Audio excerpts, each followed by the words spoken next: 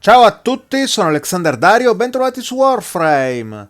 Allora ragazzi, in questi giorni non sono riuscito a dedicarmi moltissimo alle novità dell'aggiornamento Preda della Luna, sono giusto riuscito a portare Voruna al livello 30 e devo dire che non ho ancora avuto modo di approfondire comunque tutte le sue abilità e quindi non so ancora giudicare pienamente questo Warframe, che comunque mi sta piacendo molto per quel che mi riguarda. Esteticamente ve l'ho già detto, ma mi ripeto, è veramente stupenda. E in questo video, come avrete visto immagino dal titolo, andremo a conoscerla un pochino meglio, andando ad ascoltare quello che ha da raccontarci Drusus Leverian, nel Leverian appunto dedicato a Voruna.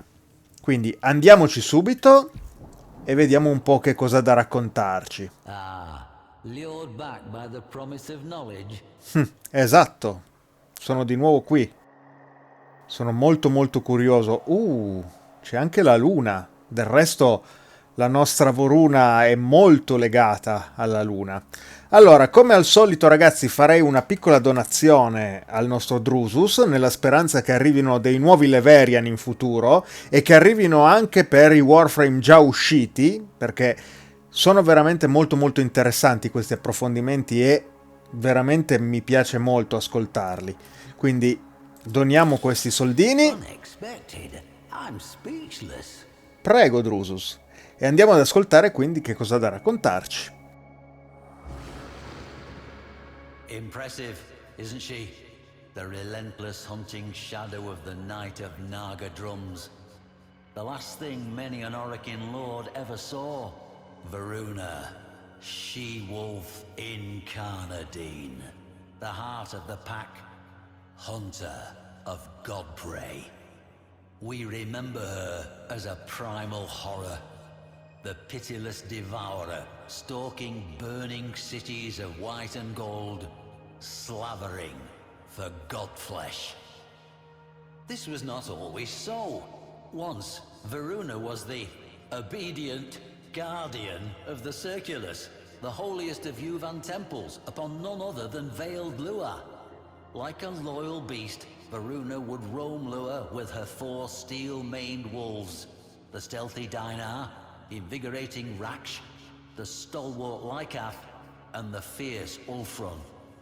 But what they were sworn to guard was perverse, wrong. In a ceremony reeking of Kuva, the Orokin candidate would force their consciousness into the new chosen body, the Yuvan, consigning the mind of the hapless former owner to oblivion. They call this life-extending process continuity.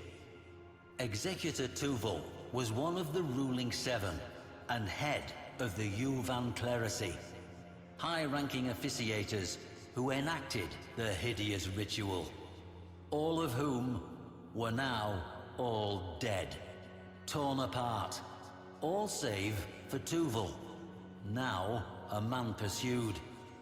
He abandons his family to that night of horrors, his friends to the flames, and whips his slaves to ferry his decrepit, dying body to his personal ship. Destination? Void-locked Lua. Purpose? To initiate one final ceremony.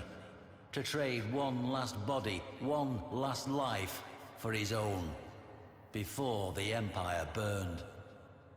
To slip the noose and escape the relentless hunting shadow that had, one by one, in just one night, found and eviscerated every last one of his clerisy peers. The shadow that had once protected them. I never liked Tuval.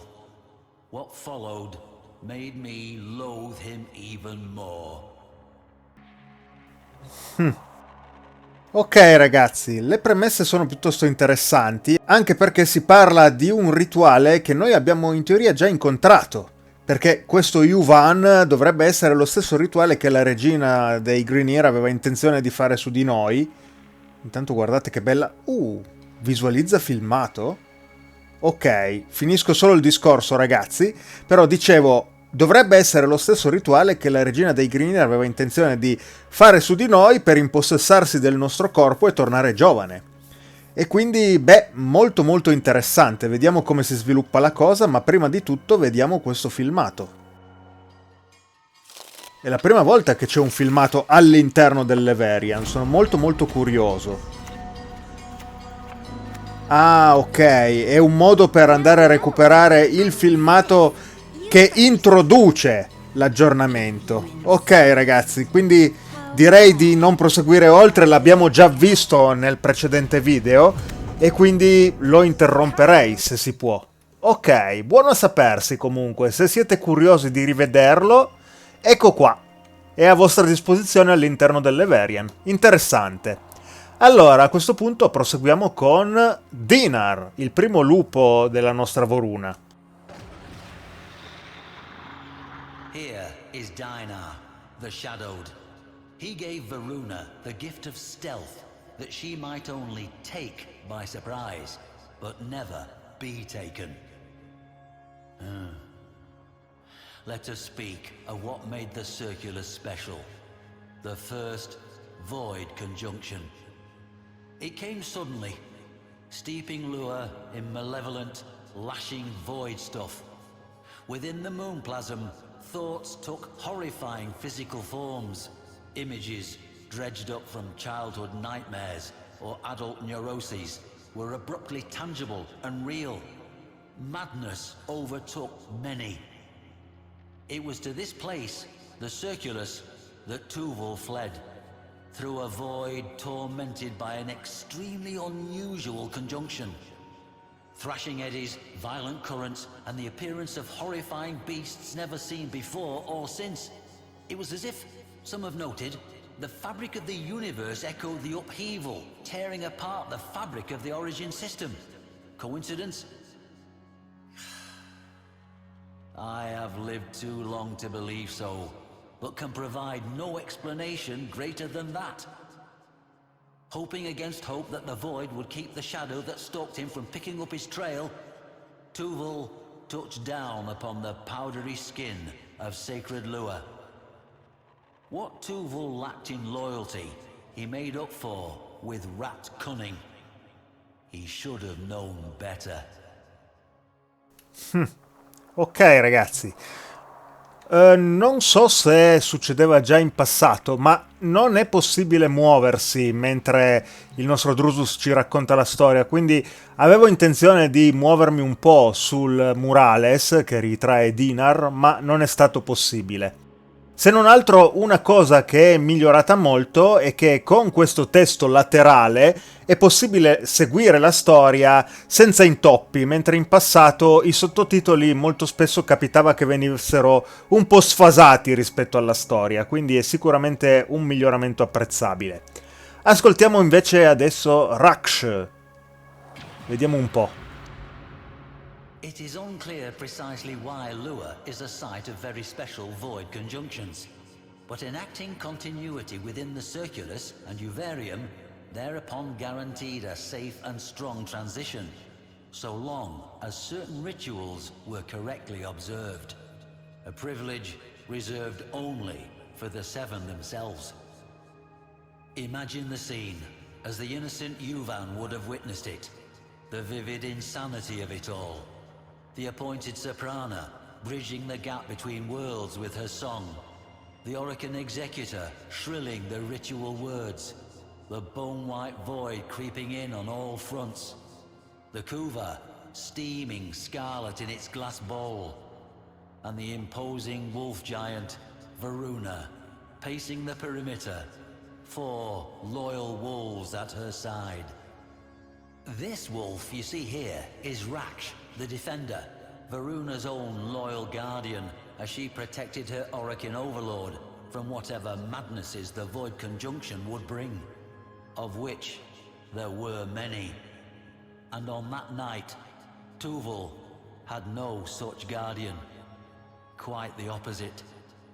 Now, Tuval would need flesh into which he could pass, but the shipments of fresh young bodies from across the system were no more. Tuval, we will see, had laid a dark contingency. Rat cunning, as I said. Quindi proseguiamo, ragazzi, vediamo il prossimo lupo, ovvero Licantropo. E comunque dietro sullo sfondo, guardate qua, la coppa col cuva che progressivamente viene svuotata. Riesco ad attivarli da piuttosto distante e in questo modo almeno riusciamo a godere interamente di questa illustrazione, ragazzi. Ok. The third of Varuna's wolves, Licantropo, the stalwart brother, the provider, and soul of the pack. We know that Voruna and her wolves had served rite after rite. She had watched the mists and savagely destroyed anything that menaced the ceremony, flanked by Licantropo's fury. The Yuvan ceremony, continuity as they called it, was an obscenity. The Orokin elite, aged and foul, would slouch and leer as the Yuvan, young men and women, cultivated on Red Mars and worlds beyond for this dire purpose, were paraded before them.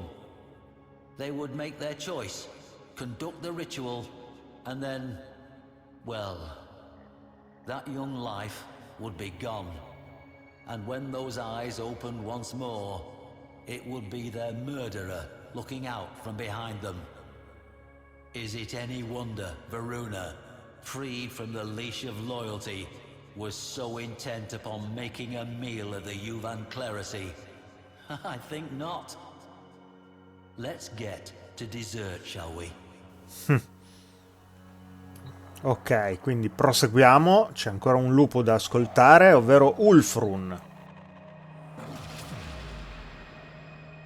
Behold, Ulfrun the Fierce, the most formidable of Varuna's sept. Executor Tuvul scrambled to set up the ritual room. This time, the ceremony was different. Instead of a soprana, there was a mere mandochord playing automated notes. And instead of the prepared Yuvan, there was a most unusual cryopod containing a young child sleeping peacefully. The aforementioned contingency. In Tuvul's hands, so it is said, were an artifact and a codex belonging to none other than Albrecht Entrati himself, father of void travel, and a man who had sacrificed his sanity to it. Tuvul opened the book to pages strange and profane. We know this, having retrieved it from the site much later. It is my belief that Tuvul intended to protect himself from the horrors the void would unleash, using what amounted to a madman's grimoire. A desperate act indeed. I like to imagine that as he parted his withered lips to begin the ceremony, to call down the void, that was the moment he heard Ulfrun's ravening howl. Ok ragazzi, quindi Tuvul ha cercato di aprire il Void e questo spiega anche perché ci sono delle entità come i Thrall sulla Luna, nelle missioni appunto nuove che sono state introdotte da Preda della Luna, creature che dovrebbero essere legate al Void e che abbiamo incontrato appunto sul relitto della Zariman, e quindi non mi spiegavo molto bene come effettivamente fossero anche sulla Luna. Questo ce lo fa capire. Quindi ottimo, anche un ottimo sistema per mettere una pezza qua e là quando serve. E tra parentesi, i lupi ragazzi sono veri e propri lupi. Quindi immagino che presto o tardi finiranno molto male, perché altrimenti non si spiega come mai siano parte invece dell'armatura della nostra Voruna. Ma ascoltiamo, andiamo avanti. Eccolo qua, l'esecutore Tuvul. E allora sentiamo anche quest'altra sequenza. From void signatures, evidence at the site, and what recording technology survived that once-in-a-lifetime void conjunction, I infer the following. Forgive an old man some dramatic license. The kuva was poured, the lamps were lit, and the ritual of continuity began. As Tuval intoned the barbarous versicles of continuity, a horde the breadth of which had never before been seen at such a ceremony massed in the gathering void. Things with 2 heads or none, lopsided, broken-horned, perhaps drawing their being from Tuval himself, as if expressions of his vice. At this moment, I believe Voruna and her pack attacked, hoping to end the ceremony before it began. No such luck. The circle's site was later found to be treacherous with the remnants of slain abominations. Voruna and her wolves tore into the manifestations, rending with axe and fang, while Tuval droned on, panicked. The pack hacked and tore their way through the throng toward him. Why was Tuval not the first to fall? I cannot answer. Perhaps Albrecht's work had something to it, or perhaps those beasts simply understood that this wretched old man was the only thing keeping the door open for them. Tremors shook the surface of Lua, and a great cry rang out, like that of a mother crying for her children. Tuval sweated. The kuva trembled in its bowl. Voruna was relentless, demons falling to blade and fang. But it was not enough. The hordes of the void are without number, and this one, if hell has a hell, then those monsters knew it well. Gentle-eyed Raksh was the first to fall to scything blades. Ecco qua, They infatti. killed Lycath next, then Dinar, and Ulfrun last of all. Voruna had howled many times before, in hunger, in anger, and in triumph. But now, for the first time, she howled in grief. Ok ragazzi, quindi avevo indovinato purtroppo. Quindi i lupi sono stati uccisi dalle orde uscite fuori dal portale aperto da Tuval. E quindi vediamo un po' come si conclude questa storia. Voruna trod and swung without relent toward the circle, carrying by their silver scruffs the severed heads of her fallen, beloved wolves, severed from their dead bodies by her own hand. With one last ululating cry, Tuval's ritual reached its peak. Within the crypod, the child's eyelids fluttered, and Voruna staggered. In what scratchy stills survived in void-corrupted data masses, what I saw between child and Warframe was recognition. Tuval took some meager scrap of courage from this delay and reached for the bowl of Kuva, now boiling and steaming with weird energies. Voruna struck him aside and seized the energized Kuva, not for herself, but for her wolves. Holding it high, she doused herself and her slain packmates with it. Embraced by the seething crimson glow, connective tissue propagated, sinew reached for bone, and within that marriage of occultism and science, she and her beloved wolves became one. Her brethren lived again in her. Voruna was now and evermore the heart of the pack. Cheated of his continuity, Tuval turned to flee. But his former warden was having none of it. Those who came after found nothing but gnawed bones, some of them unusually long, twisted within shreds of white gold raiments. Good. I did salvage one final image from those void-corrupted data masses, however. That of Voruna herself, striding back toward her craft. The child cradled in her arms. Curious. Ok ragazzi, quindi Voruna ha sbranato completamente Tuvol. Le lunghe insolite ossa sono quelle delle braccia tipiche degli Orokin, che abbiamo già visto più e più volte. E devo dire una storia piuttosto macabra, però affascinante. Molto molto bene, sono molto contento di questa storia, di questo Leverian. E adesso, beh, come al solito mi metto alla ricerca della carta Prex, perché sicuramente è nascosta da qualche parte e voglio mostrarvela, quindi ci vediamo nel momento in cui riuscirò a trovarla. E intanto vi lascio il sorteggio dei 4 pacchetti da 75 platini che ho fatto ieri sera. Bene, eccoci quindi su Sorteos. Questo è il video della Preda della Luna, dove vi avevo chiesto di lasciare il vostro commento con nick e piattaforma per poter partecipare all'estrazione. E quindi andiamo a caricare tutto l'elenco dei commenti. Ecco qua tutti i vostri commenti che avete lasciato sotto quel video. E quindi, come al solito ragazzi, andiamo a impostare le nostre opzioni per il sorteggio. Quindi 4 vincitori, 0 sostituti ed escludiamo i messaggi duplicati. Bene, quindi iniziamo, avviamo il sorteggio, 5, 4, 3, 2, 1 ed ecco qua i 4 vincitori.